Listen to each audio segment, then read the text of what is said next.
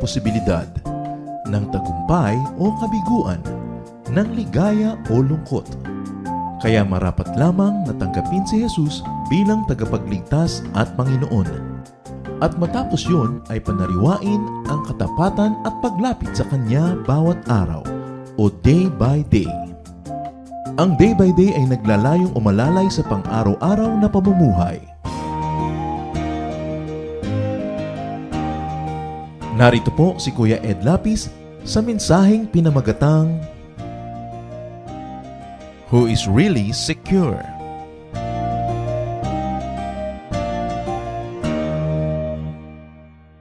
Maraming mga kung ano-anong theologies that very often confuse people instead of give them a sense of security.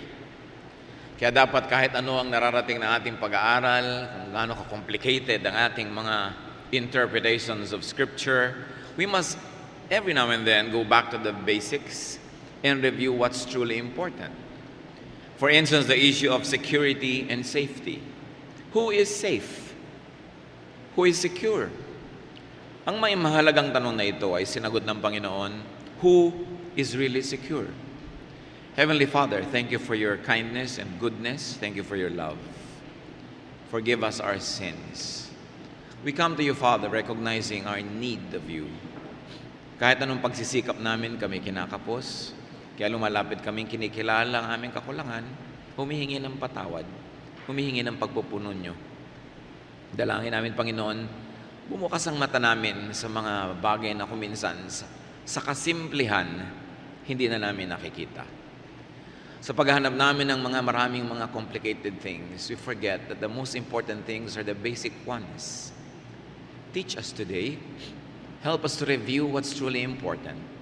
Lead us. Correct us. Empower us. Heal our spiritual infirmities. Make your blessings known to us. Father, be our speaker. Use your servant only as your humble footstool, but be the speaker. Let your Spirit touch all of us. Empower us, and we bless your name. We glorify you. In the name of Jesus, your Son, our Lord and Savior. Who do we usually call secure? People that we usually call secure are those who have great wealth, those who have great health, or great relations. Pero yung maraming mga wealth, tanungin mo rin, marami ring insecurity. Kahit yung mga healthy, marami pa ring insecurity. I have talked to a very, very beautiful woman once who was insecure about a certain part of her anatomy while she was already a celebrated beauty. Wala namang tao na kung susukatin niya yung sarili niya sa lahat ng panukatan ng mundo, masasabi niya, ako secure. But who is really secure according to the Lord? Luke 12:13-21 from the New International Version. Someone in the crowd said to him, "Teacher, tell my mother to divide the inheritance with me." Jesus replied, "Man, who appointed me a judge or an arbiter between you?" So ang Panginoon ay nagpapagaling, nagtuturo ng kaligtasan, nagpapalaya sa masasamang espiritu. Biglang mayroong isang lalaki na ang inilalapit sa kanya ay isang very, very earthly issue. Nagkakagalit sila sa mamanahin o minana sa kanilang namatay na magulang.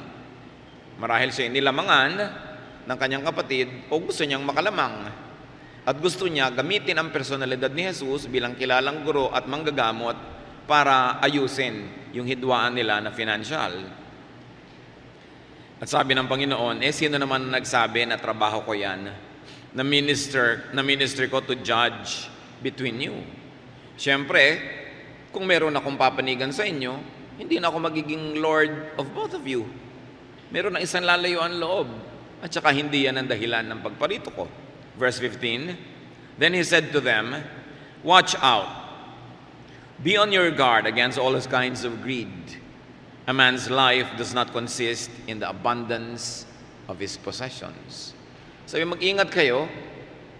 Huwag kayong papadaya sa lahat ng uri ng kasakiman sapagkat ang security wala sa dinami-rami ng iyong ari-arian na paghahatian, kikitain o maitatago.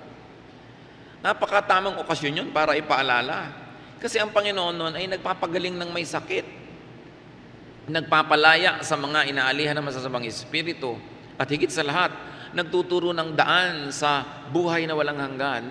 Pagkatapos yung taas ng kanyang turo, gustong ibaba nung isang tao sa crowd na yon sa mga bagay na panandalian lang at sa mga bagay na hindi dapat inuuna. Sabi niya, huwag kayong papadaya sa mga urgencies na yan sapagkat hindi lagi yan ang important. The urgent is not always what is important. Verse 16, para lalo pa niyang palinawin ang kanyang sinasabi, and he told them this parable. Isang parable na alam na nating lahat, ating muling balikan. The ground of a certain rich man produced a good crop. He thought to himself, what shall I do? I have no place to store my crops. Then he said, this is what I'll do. I will tear down my barns and build bigger ones, and there I will store all my grain and my goods. And I'll say to myself, you have plenty of good things laid up for many years. Take life easy, eat, drink, and be merry. But God said to him, you fool, this very night your life will be demanded from you. Then who will get what you have prepared for yourself? This is how it will be with anyone who stores up things for himself, but is not rich toward God. Isang napakalinaw na kwento ang ibinahagi ng Panginoon. Isang taong may mga bukid ang kinasihan ng magandang kapalaran at napakarami niyang inani. At sabi niya, ano kaya ang gagawin ko? Sobrang dami kong inani. Anong dapat sanang naisip niya? Bigyan ko naman ng mga kapatid ko. Mamigay naman ako sa mga mahihirap, sa mga kapuspalad, kasi sobrang dami na nitong inani ko, wala nang pagsidlan. At maaaring inubos niya ang napakarami niyang oras sa pagsasaka, pagpaparami ng kanyang mga halaman, pag-aalaga. Naubos na ang oras niya, wala nang natira sa Diyos. Wala nang natira siguro sa pag-ibig sa kapwa. Kaya nga siya ang ginawang halimbawa eh. Hindi naman masamang maraming anihin na. Pero nakasama sa kanya, dahil ngayon dapat na may inani na siya, nagbibigay na siya, magpapahinga na siya, at lalo naman magbigay na siya ng oras sa Diyos, hindi. Magiging busy na naman siya. Sabi niya, sa dinami-rami ng inani ko, anong gagawin ko? Kailangan wasakin ko ngayon ang aking mga kamalig, ang aking mga lalagyan, ang aking mga storehouses. Siyempre, oras na naman ang uubusin nun. At papalakihin ko, so gawaan na naman ang mga kamalig. Naging problema ang pagdami ng kanyang inani. At pag natapos ko yon, sabi niya, siguro abutin nyo ng ilang araw, ilang linggo, ilang buwan, magkakaroon ako ng oras sa sarili ko. Sasabihin ko ng aba, you are secure. Magpahinga ka na, magpasarap ka sa buhay, uminom at kumain. Pero sabi ng Panginoon, nakarating na nga hanggang dito yung buhay mo na marami ka ng inani. Ayaw mo pa rin siyang bigyan ng oras. Ayaw mo pa rin bigyan ng oras ang Diyos. Ayaw mo pa rin bigyan ng oras ang kapwa. Tapos, uubos ka na naman ng maraming araw para lang asikasuhin yung mga kayamanan mo. Kung namatay ka na ngayon, di pati ikaw hindi na rin nakinabang. Marami po mga tao ganun eh. Kahit na nabubuhay na sila sa interest of their principal, ayaw pa rin tumigil. Hindi pa rin bigyan ng maraming oras ang Diyos, ang kanilang sarili. Hindi pa rin makapagpahinga. Wala pa rin oras sa asawa, wala pa rin oras sa anak. Ang dami-dami nang naipon, ayaw pa rin tumigil. Sabi ng Panginoong Yesus at sabi ng Diyos sa langit, hangal ka ba? Wala ka nang ginawa kundi mag-ipon. Kung namatay ka na ngayon, hindi mo magagamit yan. Yung asawa mo mag-aasawa ng iba, yung asawa niya ang gagamit niyan, di ba? Bakit hindi ka gumamit ng panahon mo sa tama? Magpahinga ka, kasama rin yun. Maglingkod ka sa Diyos. Wala ka ng excuse para hindi maglingkod kasi secure ka na Yun ngang hindi secure naglilingkod, ikaw pa na meron. Doon na lang napunta ang lahat-lahat. Hindi naman minasama ng Panginoong Hesus ang pag-iimpok, ang pag-ani ng marami, ang pagyaman, pero ang sinabi niya nasa verse 21, this is how it will be with anyone who stores up things for himself but is not rich toward God. Mayaman ka sa tingin ng Forbes magazine. Mayaman ka sa tingin ng society pages. Pero mayaman ka ba sa tingin ng Diyos? Yun ang sabi ni Jesus. Ngayon, kung mayaman ka na sa tingin ng tao, mayaman ka pa sa tingin ng Diyos, yun ang mainam. Pero kung kailangan mo lang pumili, Sa tingin ng Diyos o sa tingin ng tao, hindi tayo dapat nalilito. Sapagkat dapat sa Diyos tayo mayaman. So, hindi pinatulan ng Panginoon yung pagtatanong sa Kanya para ayusin niya yung hidwaan ng magkapatid. Sabi niya, that's not the issue. Who is really secure? Not the one who gets the inheritance. Ikaw man o siya, ang kumuha niyan, mamamatay din kayo. Hindi rin yan magbibigay ng security. Not the one who gets the worldly wealth. Jesus clarified and emphasized his non-involvement in material and financial disputes of people. He was not to mediate, arbitrate, and get involved in such issues. Sabi niya sa John 18:36, "My kingdom is not of this world." Kumisa nakakatawa kasi may mga members na mag-uutangan, magsososyo-sosyo, tapos magkakagalit at heto, sasabihin sa pastor, sabihin niyo po kay Brother Max, bayaran ako. Teka, kaharap ba ako nung nag-utangan kayo? Bakit sinasangkot niyo ako ngayon sa singilan? No? Nandun ba ako nung nag-invest kayo? Tapos ngayon, gusto niyong makialam ako dyan. Kasi sa ganyang mga hidwaan, pastor ka ng lahat. Pag may kinampihan ka, yun mang naniningil o yung ayaw magbayad, may kinampihan ka na. Naapektuhan na yung spiritual ministry mo sa lahat. Kaya dapat hindi ginagawa ng mga members na kolektor, yung mga pastor nila. Taga-ayos sa mga gulo-gulo ng mga magkakapatid. Meron pa minsan, isang ang yamang pamilya, nagkakagulo din sa mga hatian ng mana. Sa akin ba naman dalhin yung issue? Sino naman ako para hati-hatiin yung mana nila? Mabuti sana kung kaparte ako. Taga-hati ka lang, taga-dasal. No? Sabi, nakakatawa naman itong mga tao. Pero siguro up to a point, pastors can be helpful if both parties are willing, no, to cooperate. Pero kung yung isa pipilitin mo pa, hindi na kasama yan sa gawain ng mga spiritual leaders. Maybe up to a point. The church can mediate, the leaders can, but only up to a point when the integrity of the pulpit will not be compromised. Now, who is really secure? Not the one who owns a lot of things, but those who are rich in God's eyes. Alam na natin yan, pero kailangan maalala yan kasi nalilimutan din natin yan. Kahit ang laki-laki pa ng Bible mo, simba ka pa rin ng simba. Pagka kinakapos ka na, numinipis na yung savings mo, minsan you feel insecure. Pagka nag-aalala ka ng mga bayarin, you feel insecure. Those who are secure are those who will inherit eternal life. Not those who will inherit worldly wealth. Although it helps a little bit up to a point. But true security is knowing that when you die, you will be with God. Why? Because death is the greatest threat to man. May hihigit pa ba na nananakot kundi kamatayan? Bakit ka natatakot pag nawawala ng brake yung kotse mo? Baka ka mamatay. Kung alam mo lang, babangga ka lang, mauuntog ka lang, hindi ka naman siguro matatakot, pero baka mamatay ka. Bakit ka nagpapa-hospital pag hindi ka na makahinga? Kung alam mo naman na sisikip lang yun, pero tuloy pa rin ang buhay mo, papa-hospital ka pa ba? Ayaw mo mamatay, natatakot ka. Bakit natin ayaw mamatay? Kasi may paghuhukom.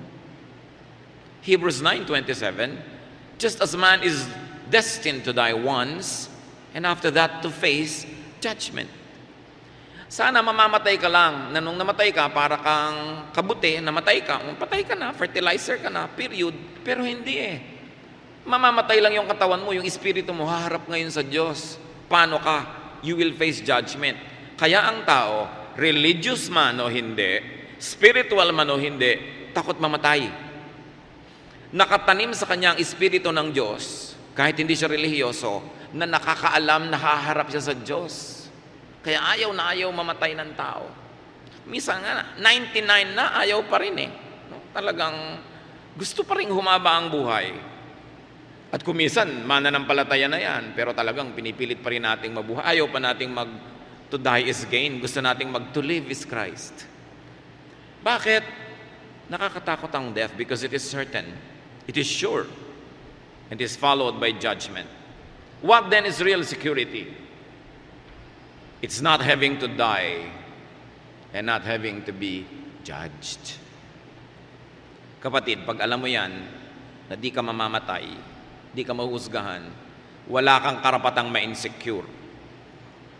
Iwan ka man ng asawa mo, mamatay man ang boyfriend mo, masunog man ang bahay mo, maghirap ka man. Bagamat hindi natin gusto yan, pero wala kang karapatang ma-insecure dahil ligtas ka na sa pinakamalaking threat ng buhay, and that is eternal judgment. John 5:24. I tell you the truth, whoever hears my word and believes him who sent me has eternal life and will not be condemned. He has crossed over from death to life.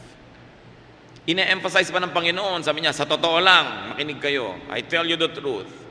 Sino man ang nakikinig sa akin at naniniwala sa Diyos Ama sa langit na nagsugo sa akin, may buhay na walang hanggan. No matter what his religious label, naniniwala ka sa Diyos sa langit, naniniwala ka kay Jesus, sa kanyang anak at tagapagligtas, you will not be condemned. Sabi mo, paano yun? May kasalanan ako. Ang kasalanan natin, pag nananalig tayo kay Jesus, nagpaligtas tayo kay Jesus, is charged to the cross. Kaya nga siya nagbayad para bayaran ng utang natin. Kaya wala ka ng utang. Kaya nga siya namatay para magkaroon tayo ng buhay na walang hanggan. Kaya siya bumangon mula sa kamatayan para ipakita kung anong mangyayari sa bawat isang nananalig. Nababangon, hindi ang katawan, kundi ang espiritu. At naka-past tense na mga kapatid, you have crossed over from death to life. Buhay ka ngayon, kaya pagkabigla kang sumakabilang buhay, hindi, ay namatay na pala si sister. Hindi ka namamatay, yung katawan mo lang. Kumbaga sa damit mo na inilagay mo sa maleta, ganun din yung katawan mo, inilagay lang sa ataol, inilibing, pero hindi ikaw yun. Damit lang yun ang espiritu mo. Yung iba pa nakakatakot, paano yan? Claustrophobic po ako, ano kaya ang magandang ataol, yung transparent? Ano kaya dapat nicho, huwag sa ilalim ng lupa para madaling lumabas? Hindi na ikaw yun eh. You have crossed over from death to life. Kaya mga day-by-day staff, workers, pastors, pag merong sumakabilang buhay, sabi, ay, si sister ganun, gumraduate. Yan ang tawag natin yung graduation, na-promote ka. Mula dito sa buhay na ito, pumunta ka doon sa kabilang buhay. Hindi namatay, walang namamatay na anak ng Diyos. That should make you very secure. Bagamat ito lang kasi ang buhay na kilala natin, kaya talagang ayaw natin bitawan. Pero pag bumitaw ka na, nandun ka na sa kabila, sabi mo, bakit nga ba ang tagal-tagal kong ayaw pumayag? Higit lalo naman palang masarap to be absent in the body, but present in the Lord. Pero hindi natin minamasama na gusto nyo ang buhay. Gusto ko rin. Dahil, isinulat din sa ating puso ng Diyos na mahalin ang buhay kasi siya ang nagbigay nito. Pero kung matatapos na, edi tapos. Gumraduate, edi march, graduate. Malulungkot tayo sandali, but let go. Because people of God go back to God. Romans 8:1, therefore there is now no condemnation for those who are in Christ Jesus. Wala na. Wala nang uusig sa'yo. Hindi bang isa pang nakakatakot bukod sa mamatay, yung mabisto ka sa mga kasalanan mo? Mahusgahan ka ng kapwa? Makulong ka kaya? O kaya mawala yung favor na tingin sa'yo dahil na-condemn ka? Pero sabi ko na kay Jesus ka na, in the eyes of heaven, there will be no more condemnation. Napakasarap nun na alam mong di ka na uusigin pa. 1 Corinthians 15:55, nasabi tuloy, where, O death, is your victory? Where, O death, is your sting? Kung ang pinaka-nakakatakot na sa buhay ay yung mamatay at hindi na rin yung nakakatakot, ano pa ngayon ang nakaka-insecure na natira? Dapat lahat maliliit na lang, hindi minamalaki. It is true, we feel insecure about some things. We feel insecure about losing loved ones and things. We feel insecure about our finances. Hindi natin aalisin yun dahil tao tayo, nangyayari yun. Pero hindi dapat malakihin, hindi dapat patagalin. Tulad ng sabi ni Martin Luther, you cannot stop birds from flying over your heads, but you can stop them from nesting in your hair. So hindi mo rin mapipigil, dinadapuan ka ng mga insecurities, mga pag-iisip, pero hindi dapat patagalin kasi hindi bagay sa mga nananalig sa Diyos. Itinataboy agad yan ng panalangin, itinataboy ng pasalamat sa Diyos when you sit down and count your blessings and think about eternal life. All of these insecurities will just be tiny dots in an otherwise long, happy, endless line. Dapat meron kang sense of proportion of what eternity is.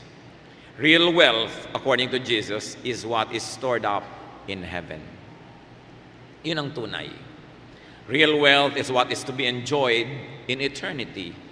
Sometimes deposit ka ng deposit sa bangkong fly-by-night, biglang nagsara, nandun lahat ang pera mo, kaya eto ka ngayon, hinahanap mo si Crispin at Basilio. Nagbumili ka ng insurance, kung ano-ano na yung pala tumakbo uli. Eto ngayon, yung pera mo nawala. Pero pag doon ka nagdeposito sa langit, walang takbuhan, walang mawawala, kasi Diyos ang nag-iingat. That's why you feel secure. Nakaka-insecure syempre na ini-invest mo lahat ng pag-ibig mo sa kapwa-tao mo. Kaya nanay mo yun, o asawa, o anak. Kasi mamamatay yun, mawawala. Minsan iniiwan ka dahil ayaw na sa'yo. Kumisa naman, gustong-gusto sa'yo, pero namatay. Anong magagawa mo? Kaya pati pag-ibig, Diyos dapat ang unang iniibig, yung number 1. Para yung mga number 2, number 3 sa buhay natin na mahal natin, mawala man o dumating, there is a number 1 that keeps you steady, and that is the love of God. Kaya napakahirap yung tao, ina-idolize mo, inilalagay mo above God. Kaya ang sabi sa Bible, love God above all. Above all. You know why? Because God knows that He will never leave us. He will never depart from us. That's why He wants to be number 1 in our lives for our own sake, so that we will feel secure. But what will happen pag ginawa mong number 1 tao? Kakabaka-baka. Pagka tumitingin-tingin na sa sex yung asawa mo, tumatahip ng dibdib mo. O kaya yung asawa mong babae nagtatrabaho abroad, biglang dumalang na ng dumalang ang pag-text sa'yo. Kinakabahan ka na. Siyempre, kahit ka naman nasa Panginoon, nervyosig ka rin. Pero iba yung number 1 sa'yo, Diyos. Hindi ka sobrang nakaasa sa kapwa mo para ka sumaya. Dumating siya, bonus. Wala siya, meron ka nung minimum, God's love. And that minimum is a lot. That's why yung priority sa Panginoon, dapat inuulit-ulit natin sa ating sarili yan. Kasi pati mga mananampalataya, nalilimot yan, nahihibang pag na-in love, nahihibang pag nagtrabaho. Nung wala pang trabaho, naglilingkod sa Diyos. Nung nagkatrabaho, talagang tinalikuran na lahat-lahat. Nung hindi pa napopromote, mabuti may ministry. Nung napromote, nawala na. Padala na lang ng padala ng tseke. Hindi ganun yun Hinahanap ng Panginoon, personal na paglilingkod mo. Hindi ba kaya ng Diyos magpadala ng tseke niya rin? Pero bakit si Jesus hindi nagpadala ng proxy? Siya yung namatay sa krus. Dahil gusto niya personal. Dapat naman may personal tayong paglilingkod. Kahit gano'n ka pa, ka-successful o kalaking tao. Luke 18:22, when Jesus heard this, He said to him, you still lack one thing. Sell everything you have and give to the poor, and you will have treasure in heaven. Then come, follow me. Sino yung kausap niya? Isang rich, young ruler. Sabi niya, anong dapat kong gawin para mapasama sa inyo yung Jesus movement? Anong dapat kong gawin para pagharian ako ng Diyos at mapunta ako sa langit? Sabi ng Panginoon, sundin mo lahat ang utos. Alam mo yun. Sinunod ko na pong lahat. Sabi niya, buwes, isa lang kulang sa'yo. May isa ka pang Diyos Pera. Pamigay mo lahat. Patunayan mo na gusto mong sumunod sa akin. Pag naipamigay mo na, halika, join us. Umalis yung taong yun na malungkot. Kasi ang yaman niya Hindi niya nabitawan yung kayamanan niya. Siguro 30, 40, 50 years later, namatay siya. At kung hindi siya nagbagong loob, na-judge siya. Ano ngayon yung kayamanan niya ngayon? 2,000 plus years na yung lumipas. Habang panahon niyang pagsisisihan yung mali niyang desisyon. Ngayon, hindi naman pinapamigay ng Diyos sa lahat ng mayaman yung kayamanan nila bago sila maging mananampalataya. Ito lang kasing taong to may particular problem. Mas mahal niya yung pera kaysa sa Diyos. So, hindi siya talaga pwede sumunod. Kaya, yun ang ipinapag-give up sa kanya. Kumisa naman, ang ipapag-give up sa'yo, yung kirida mo. Kasi nang mas mahal mo kaysa asawa mo, kaysa sa Diyos, kaya yun ang hihingin sa'yo ng Diyos na ibigay mo sa Kanya. Bakit si Isaac hiningi kay Abraham? Siguro sa tagal na nag-aantay si Abraham ng kanyang anak sa kanyang tunay na asawa, nung dumating yung anak, maaaring naagaw na nung anak na yun ang pansin ni Abraham. Maaaring wala nang minahal at pinansin kundi si anak. Kaya sabi ng Diyos, ibigay mo sa akin ang anak mo. Kasi ang Diyos will tolerate no rivals in our lives. Sabi niya, I am a jealous God. Kailangan mo ako mahalin. Kaya pati si Abraham, na patriarch ng ating pananalig, sinubok. At salamat naman, pumasa.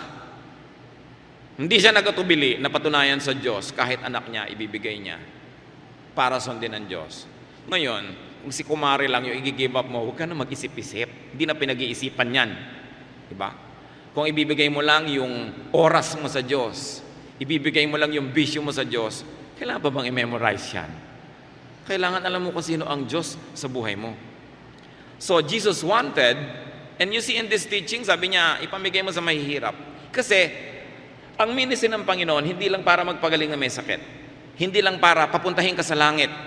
Gusto rin ng Diyos magkaroon ng a better distribution of wealth.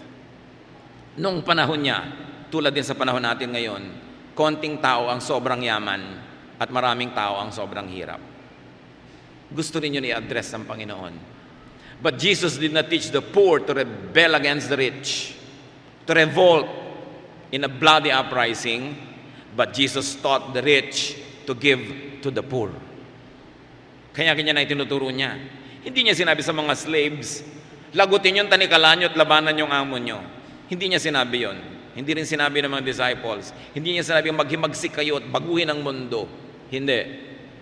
Gusto nilang baguhin ang mundo sa pagtuturo sa mayayaman, magbigay kayo, mag-share kayo, para hindi magkaroon ng madugong pag-aagawan, sapagkat sobra-sobra naman ang nasa sa inyo. The church today, the Church of Jesus Christ, must do the same. The church must not only be interested to have rich members so that they will have a big collection and a glamorous name. While you love the spirit of the poor and the rich, but the church must teach the rich to give, not only to the church, but to the poor. Hindi lamang sa church ka lagay ng lagay, masaya ka na dahil nag-tithe ka. Kailangan ituro, marami kang tinatangkilik sa buhay, tumangkilik ka na mahihirap. Pag-aralin mo yung anak ng labandera mo. Pag-aralin mo ang anak ng yung driver para mahango yung lahi nila sa hirap. Ang sarap-sarap bigyan ng mga Pilipino kasi hindi niya sinosolo. Isang anak, magpapaaral ng kapatid, magpapagamot ng magulang. Kaya sabi sa mayayaman, share what you have.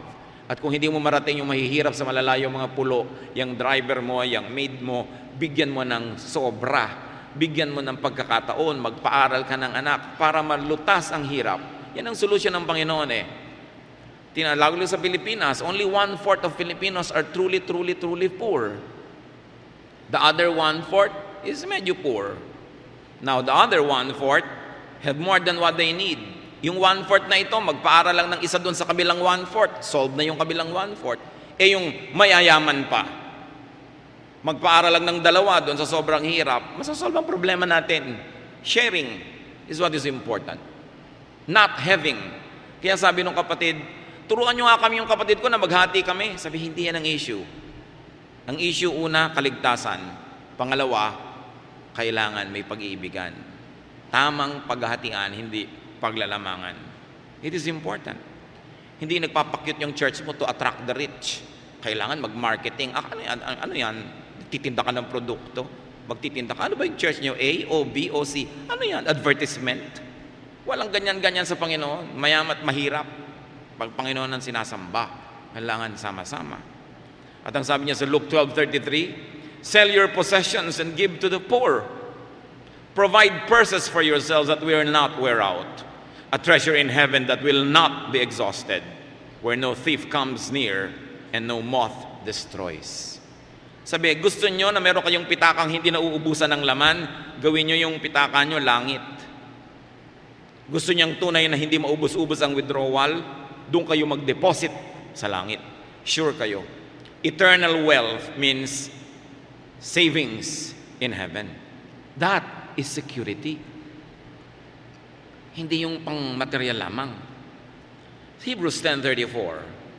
You sympathize with those in prison and joyfully accepted the confiscation of your property because you knew that you yourselves had better and lasting possessions.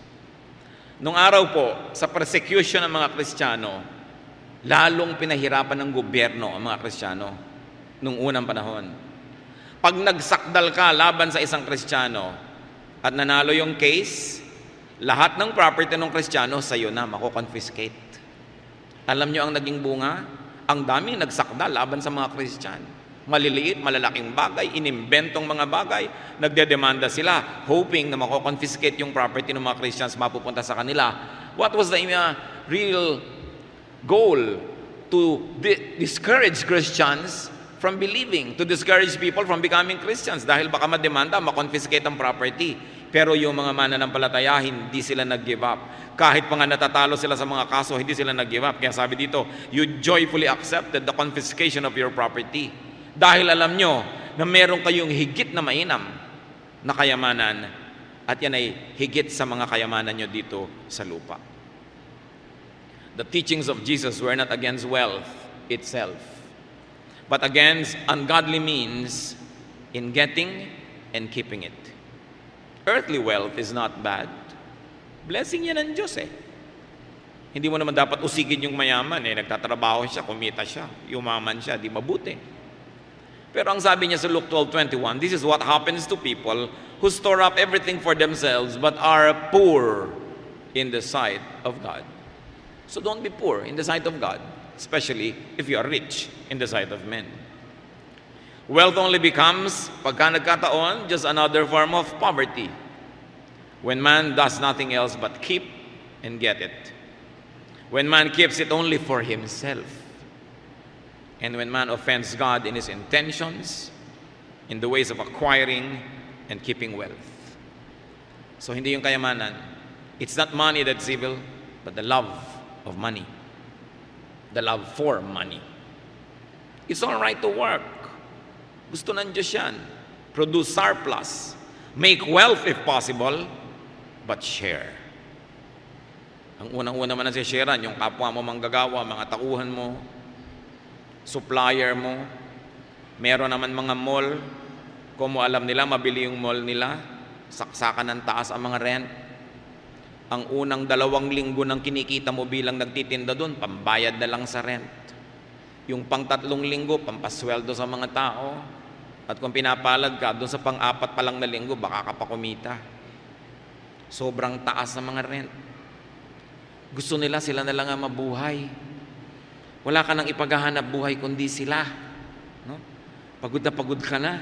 Ang daming araw, lakad ng lakad, trabaho ng trabaho, pawis ng pawis. Lahat ng pera nila papunta lang sa isang bulsa. Kailangan share. Kung meron kang ganito mga facilities, bababaan mo naman ang rent mo, lalo mayaman ka na. Nang magkapera naman yung mga naghahanap buhay. Meron naman sila yung kumukuha ng supply, binabarat. Balita ko pa, may mga foreigner sa Baguio ngayon, binabarat ang gulay.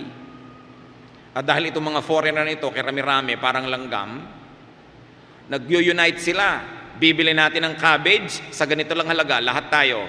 Umiiyak ang mga tindera sa Baguio dahil pag itong mga foreigner na ito ang namimili, binabagsak ang presyo. Sila naman napipilitang magbenta dahil hindi sila bibilan. United yung mga foreigner, nakikibansa lang dito. Sabi ko naman, bakit kasi tayong mga Pilipino hindi united? Dapat yung mga tindera, walang magbebenta sa mga ganitong foreigner pag di namatay sa gutom yung mga yan. Sa sarili nating bayan, inaapi tayo kung babarating ka na ng sobrang barat dahil alam na mahirap ka. Kawawa naman yun. Kaya kayo kung bumibili sa mga tindera sa kalsada, huwag na kayong tumatawad. Huwag na kayong namamarat pa. Konti na lang yung kikitain. Pagka kumakain kayo sa restaurants, mag-tip kayo. At lalo masarap yung kinain ninyo at may pera pa naman kayo, lakihan nyo yung tip. Alam nyo ba na may mga waiter, ang inaasahan lang nilang pamasahe pa uwi sa Cabuyao, Laguna, nagtatrabaho dito sa Makati, yung tip. Pag hindi naging kasya yung tip, utangan ng utangan kung kani-kanino, makauwi lang. At may ipamasahe lang pampasok bukas. Kailangan naman konsyensya. Tumaba ka ng kakakain dun. Kung mabait ka pa nga itanong mo sa waiter, anong paboritong pagkain ng anak mo? Anong paboritong pagkain ng asawa mo? At bilhin nyo at ipabalot at ibigay sa kanya. Kristyano ka Hindi yung gusto mo na lang iuwi lahat. Nag-iisip tayo dapat. You must make wealth so that you can have wealth to give away.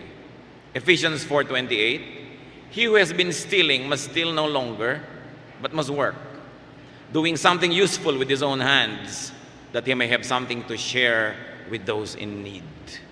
So yung mga dating pabigat, mga linta, nagnanakaw, nangihingi, nang babaka, lumaasa lang sa iba, sabi, Kristiyano ka na, hindi ka na dapat ganyan.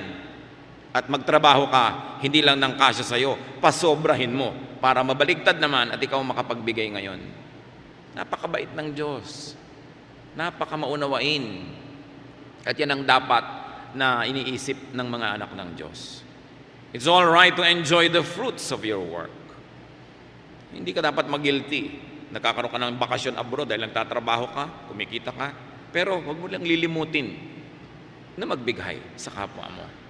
Ecclesiastes 5:19, moreover, when God gives any man wealth and possessions and enables him to enjoy them, to accept his lot and be happy in his work, this is a gift of God.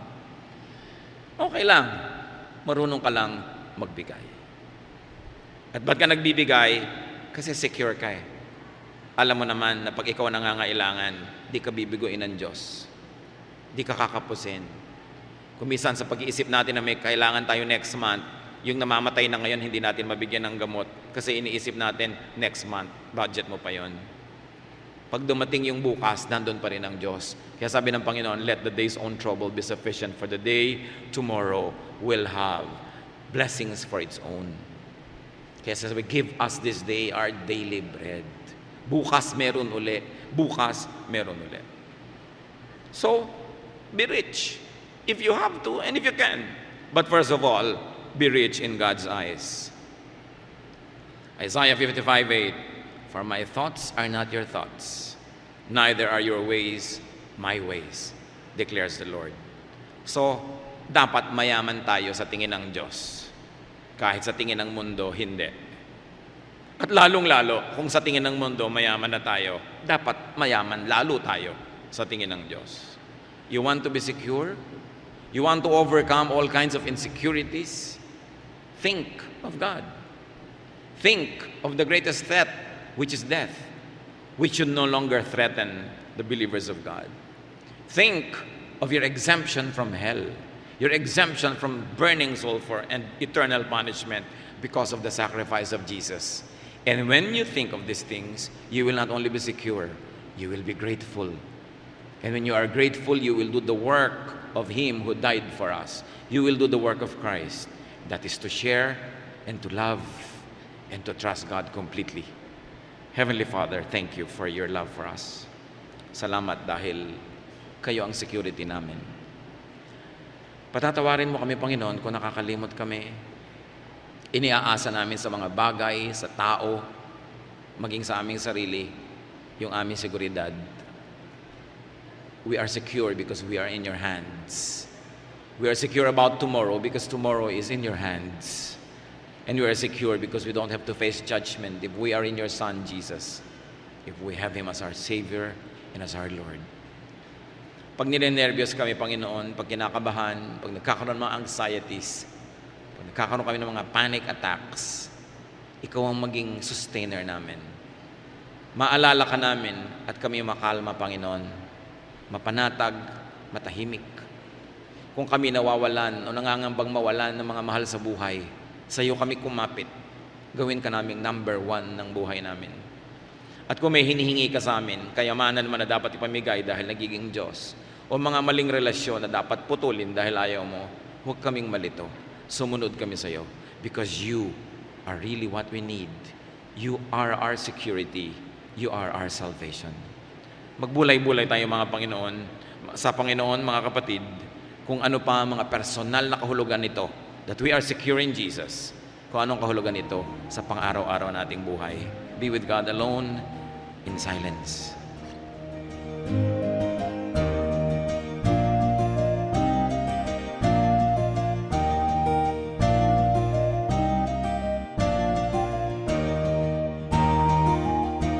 Ang katatapos pong mensahe ni Kuya Ed Lapiz ay pinamagatang Who is Really Secure?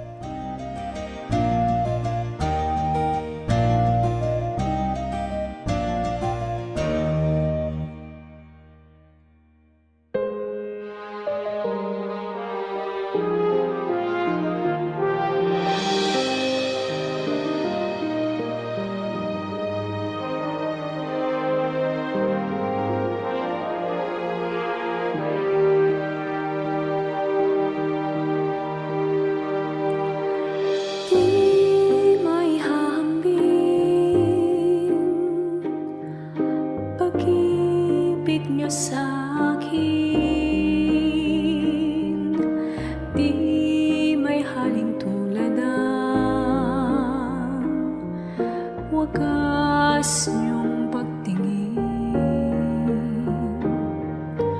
ang iyong pagmamahal sa tiyang walang hadlang, wala sa kalagayan at katayuan.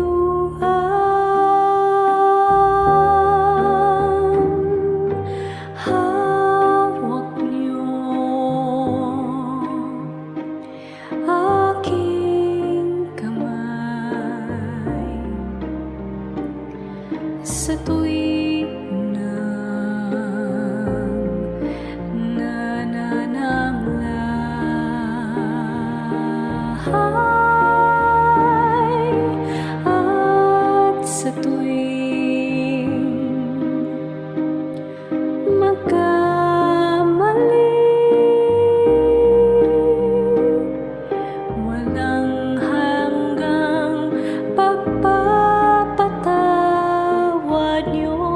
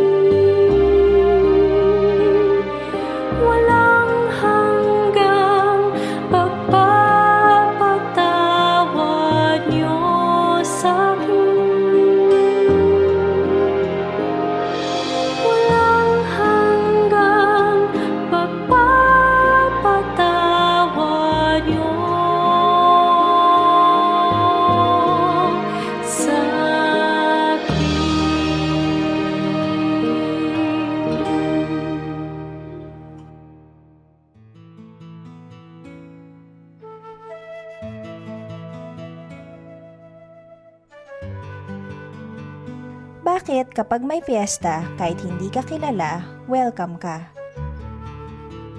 Nung araw kasi talaga yung handaan ay pagpapakain sa mga kapuspalad, sa mga hindi nakakakain ng masarap, at saka yan ay pagpapakain maging sa hindi kakilala. Hindi likas sa atin yung konsepto ng imbitasyon. Hindi likas sa mga Pilipino yung konsepto ng yun lamang kilala ang pinapakain.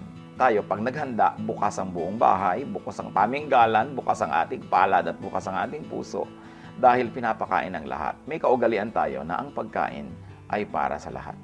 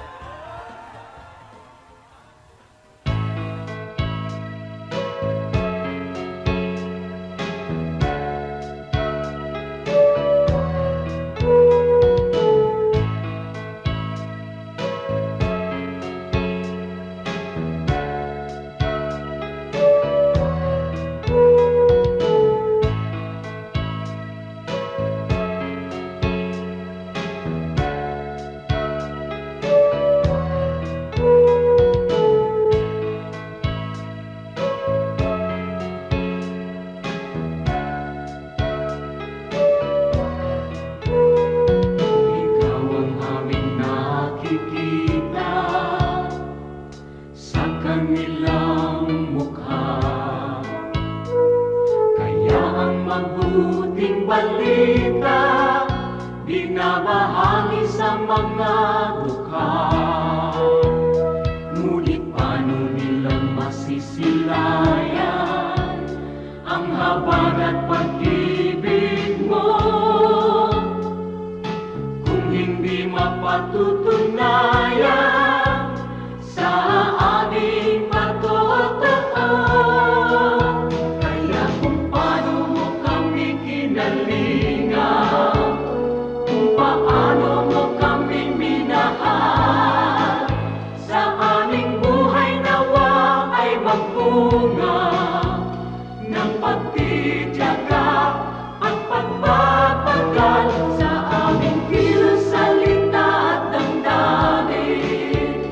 Maranasan nilang totoo ang kabutihang natutunan namin na nagmumula sa'yo.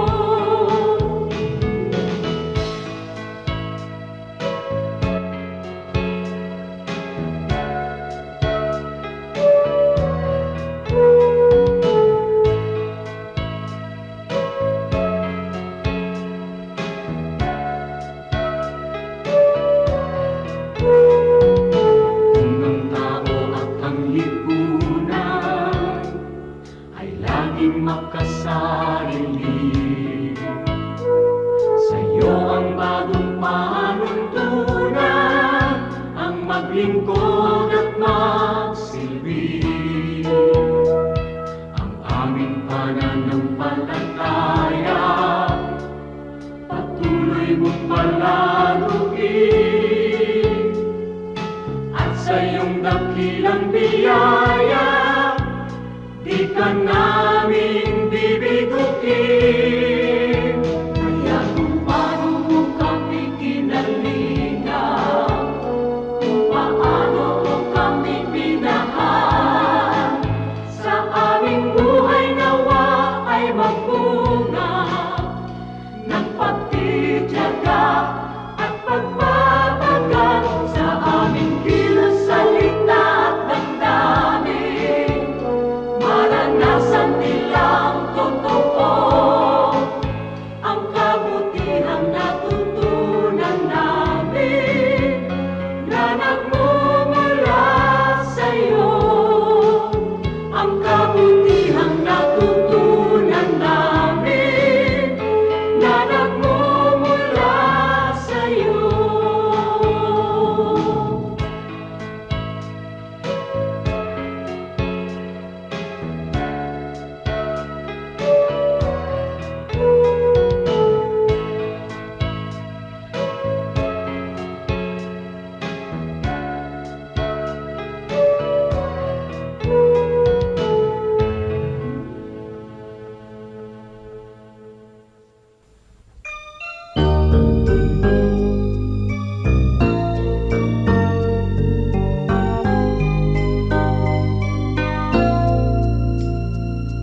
Kung ang puso mo ay nasasaktan dahil buhay ko ay may kabiguan, suliranin may nagbunga ng kasawian.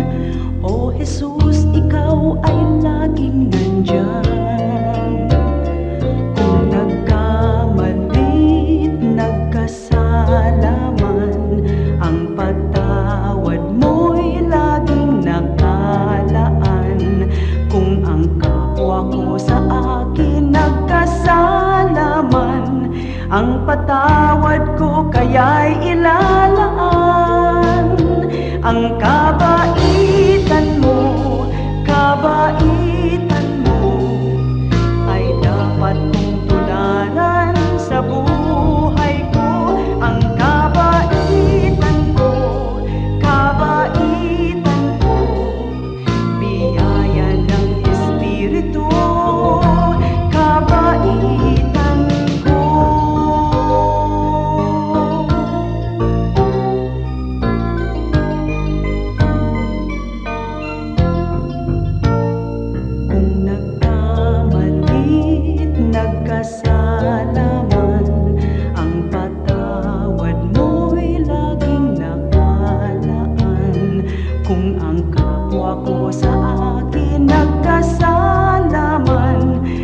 patawad ko kaya'y ilalaan. Ang kabaitan mo ay dapat mong tularan sa buhay ko. Ang kabaitan ko, biyaya ng Espiritu, kabaitan ko.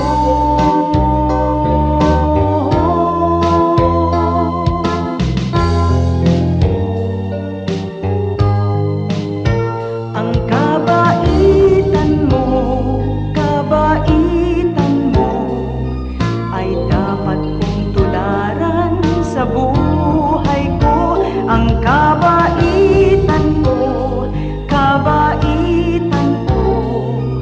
biyaya ng Espiritu, kabaitan ko.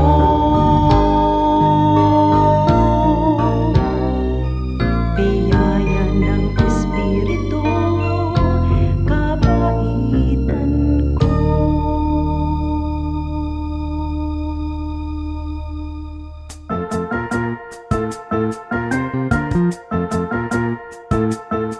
Oras na po para pansamantalang magpaalam ang programang Day by Day. Tayo po'y magsama-sama tuwing ika-6 hanggang ika-7 ng umaga, araw-araw. Magandang umaga po at mabuhay ang Panginoong Hesus!